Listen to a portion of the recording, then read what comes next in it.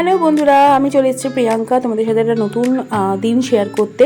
তো আজ সকালে রিসিভ হয় আমার কাছে একটা পার্সেল, যেটা আমি মিশো থেকে অর্ডার করেছিলাম, যেটা আমাদের সমস্ত হেয়ার কেয়ার এবং স্কিন কেয়ারের প্রোডাক্ট ছিল।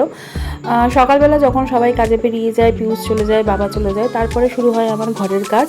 তো ঘরের কাজ বলতে সেরকম কিছু থাকে না, ওই টুকটাক একটু ঘর গোছানো থাকে, তারপরে সকালের বাসন টাসনগুলো মাজা থাকে।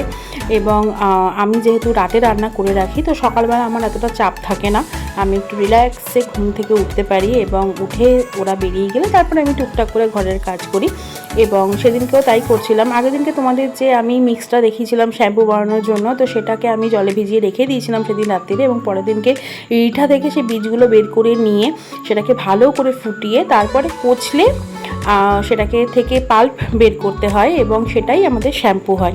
তোমরা যদি ডিটেলসে ভিডিওটা দেখতে চাও তাহলে আমাকে জানিও, আমি অবশ্যই পুরো প্রিপারেশনটা তোমাদের সাথে একবার শেয়ার করে দেবো। আর এটা হচ্ছে ফেস প্যাক। আমি এরকম ফেস প্যাক তৈরি করে ফ্রিজে রেখে দিই, কারণ প্রতিদিন রেডি করাটা পসিবল হয় না, কারণ তারা থাকে, কোনো দিন বেরোনো থাকে, কখনো কোনো কাজ থাকে।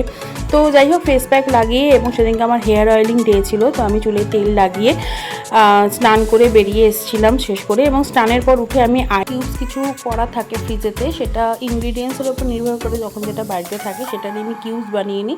সেটা কোনো ফ্রুটও হতে পারে, কোনো রকম রাইস ওয়াটারও হতে পারে। তো সেই আইস কিউবটা লাগিয়ে আমি চলে গেছিলাম পুজো করতে।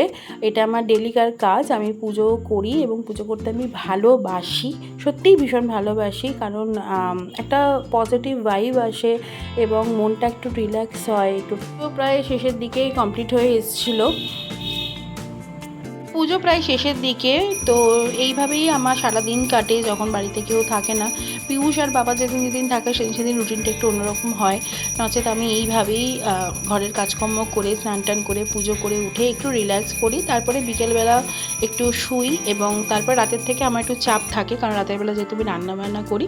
তো আজ এই পর্যন্তই বন্ধুরা, দেখা হবে নতুন কোনো ভিডিওতে, নতুন কোনো অভিজ্ঞতায়। সবাই ভালো থেকো।